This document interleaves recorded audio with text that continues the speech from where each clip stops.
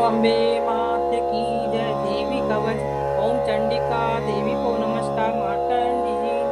जी ने कहा, पितामह जो इस संसार में परम गोपनीय तथा मनुष्यों की सब प्रकार से रक्षा करने वाला और जो अब तक आपने दूसरे किसी के सामने प्रकट नहीं किया, ऐसा कोई साधन मुझे बताइए। ब्रह्मा जी बोले, ब्राह्मण ऐसा साधन तो एक देवी का कवच ही है, जो गोपनीय सेवी परम गोपनीय पवित्र तथा संपूर्ण प्राणी का उपकार करने वाला है। महामुनि उसे श्रवण करें। देवी की नौ मूर्तियां हैं जिन्हें नवदुर्गा कहते हैं। उनके पृथक पृथक नाम बताए जाते हैं। प्रथम नाम शैलपुत्री, दूसरी मूर्ति का नाम ब्रह्मचारी, तीसरा स्वरूप चंद्रघंटा के नाम से प्रसिद्ध है, चौथी मूर्ति को कुष्मांडा कहते हैं, पांचवी दुर्गा का नाम स्कंद माता है, यह देवी के छठे रूप को कात्यायनी कहते हैं, सातवां कालरात्रि, आठवां स्वरूप महागौरी के नाम से प्रसिद्ध है, नौवीं दुर्गा का नाम सिद्धिदात्री। ये सब नाम सर्वज्ञ महात्मा वेदों द्वारा प्रतिपादित हुए। जो मनुष्य अग्नि में जल रहा हो, रणभूमि में शत्रुओं से गिर गया हो, विषम संकट में फंस गया हो, तथा इस प्रकार भय से अतुर होकर जो भगवती दुर्गा की शरण में प्राप्त हुए, उसका कभी कोई अमंगल नहीं होता। युद्ध के समय संकट में पड़ने पर भी उसके ऊपर कोई विपत्ति दिखाई नहीं देती। उन्हें शोक दुख और भय की प्राप्ति नहीं होती। जिन्होंने भक्तिपूर्वक देवी का स्मरण किया, उसका निश्चित ही अभय युद्ध होता है। देवी से जो तुम्हारा चिंतन करते हैं, उनकी तुम निसंदेह रक्षा करती हो। चामुंडा देवी प्रेत पर आरूढ़ होती है, वे 12 ही भैंसे पर सवारी करती है, इंद्र का वाहन ऐरावत आती है। वैष्णवी देवी गरुड़ पर ही आसन जमाती है। महेश्वरी महेश्वरी वृष पर ही आरूढ़ होती है। कौमारी का वाहन मयूर है। भगवान विष्णु की प्रियतमा लक्ष्मी देवी कमल के आसमान पर विराजमान है, जो हाथों में कमल धारण किए हुए वृष पर आरूढ़। ईश्वरी देवी ने शेष रूप धारण कर रखा है। ब्रह्मी देवी हंस पर बैठी हुई और सब प्रकार के आभूषणों से इस प्रकार ये सभी माता सब प्रकार की योग शक्तियों से संपन्न। इसके सिवा और भी बहुत सी देवियां हैं, जो अनेक प्रकार के आभूषणों की शोभा से तथा नाना प्रकार के रत्नों से सुशोभित। ये संपूर्ण देवियां क्रोध में भरी हुई और भक्तों की रक्षा के लिए रथ पर बैठी दिखाई देती है। शंख के चक्र गदा शक्ति हल और मूसल आकृत और तोमर पशु तथा पाशकुंड और त्रिशूल एवं उत्तम तारक धनुष आदि अस्त्र अपने हाथों में धारण करके जैतों के शरीर का नाश करना, भक्तों का अभय देना, देवताओं का कल्याण करना, यही सत्य धारण का उद्देश्य है। महाक्रोध घोर पराक्रम महान बल और महान ऊर्जा वाली देवी, तुम महान भय का नाश करने में तुम्हें नमस्कार है। तुम्हारी ओर देखना भी कठिन है। शत्रुओं का भय बढ़ाने वाली जगदम्ब मेरी रक्षा करो। पूर्व दिशा में ऐसी मेरी रक्षा करो। अग्नि शक्ति दक्षिण दिशा में वारिणी तथा नेशा कोण में खड़ग धारणी मेरी रक्षा का। पश्चिम दिशा में वारिणी तथा वायु कोण में मृग पर सवारी करने वाली देवी मेरी रक्षा का। उत्तर दिशा में कौमारी, ईशान कोण में सूर्य धारणी देवी रक्षा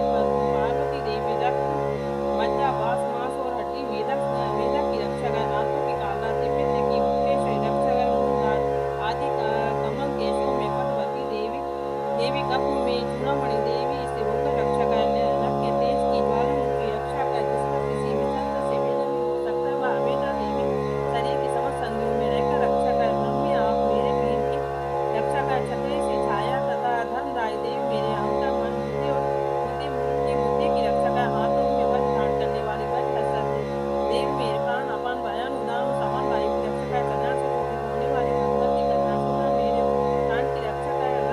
रस रूप गंध शब्द और स्पर्श इन विषयों का अनुभव करते समय योगिनी देवी रक्षा करे सत्य गुण रज गुण और तम गुण की रक्षा सदा हारे देवी करे बारी आयु की रक्षा कर वैष्णव धर्म की रक्षा करे चकनी देवी यश कीर्ति लक्ष्मी धन तथा विद्या की रक्षा कर इंद्राणी आप मेरे गोत्र की रक्षा कर चंडिका तुम मेरे पशुओं की रक्षा कर महालक्ष्मी पुत्रों की रक्षा कर वेदवी पत्नी की रक्षा कर मेरे पति की सुखद और मात की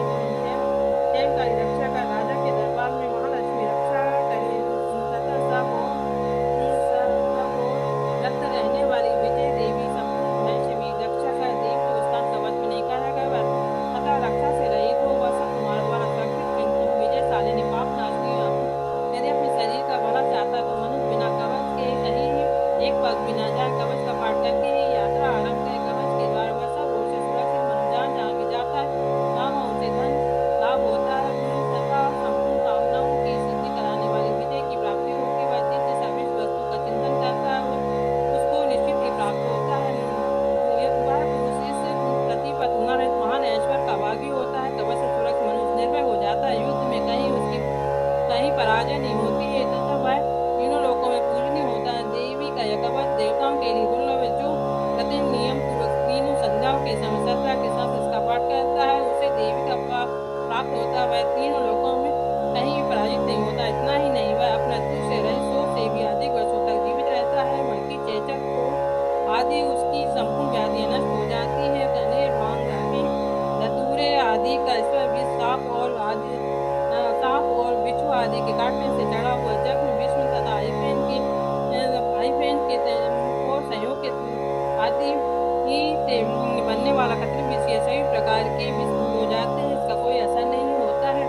इस प्रतिभा मनन मोहन आदि जितने अभिचारी प्रयोग होते हैं तथा इस प्रकार के जितने मंत्र यंत्र होते हैं ये सब इस कवच को हृदय में धारण कर लेने पर मनुष्य को देखते ही नष्ट हो जाते हैं यही नहीं पृथ्वी पर विचरने वाले ग्राम देवता आकाश चरिदेव विशेष जल के संबंध से प्रकट होने वाले गण उपदेश मात्र सिद्ध होने वाले निम्न कुंडी के देवता अपने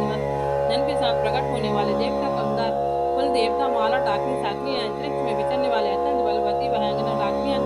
विचार से यक्ष गंधर्व राक्षस वेता कुष्मांडा भैरव आदि अनिष्कारक देवता भी हृदय में कवच धारण किए रहने पर उस मनुष्य को देखते ही भाग जाते हैं कवचधारी पुरुष को राजा से सम्मान वृद्धि प्राप्ति होती है वह कवच मनुष्यों के तेज की वृद्धि करने वाला उत्तम होता है कवच का पाठ करने वाला पुरुष अपनी कीर्ति से विभूषित अपने सुयश के साथ साथ वृद्धि को प्राप्त होता है जो पहले कवच का पाठ करके उसके बाद सरस्वती चंडिका का पाठ करता है उसकी जब तक वन पर्वत और कानों सहित या पृथ्वी टिकी रहती है तब तक वहाँ पुत्र पोत आदि संतान परंपरा बनी रहती है फिर देह का अंत होने पर वह पुरुष भगवती महामाया के प्रसाद से उस नित्य परम पद को प्राप्त करता है जो देवताओं के लिए भी दुर्लभ है वह सुंदर दिव्य रूप धारण करता है और कल्याण में ही शिव के साथ आनंद का भागी होता है देवी कवच संपूर्ण